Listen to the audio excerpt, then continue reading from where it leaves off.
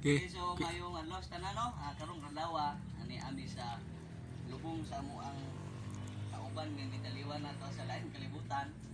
Ang among tigunit sa among Banjulaw si Obinaldo. So sa ulog ni siya no, mo ni ihandom nato ang ika duha ka tuig nga kasumaran yang kamatayon. So isip mga miyembro amo yung gihandom kanunay kay sa among tinagtanay gyud hantod kanusa og hantod bisan asa maghinandumay gud ni. So among ihalad nga tukar kaning paborito sa amo ang higala nga mao gyud ni iyang kantahon sa buhi pa.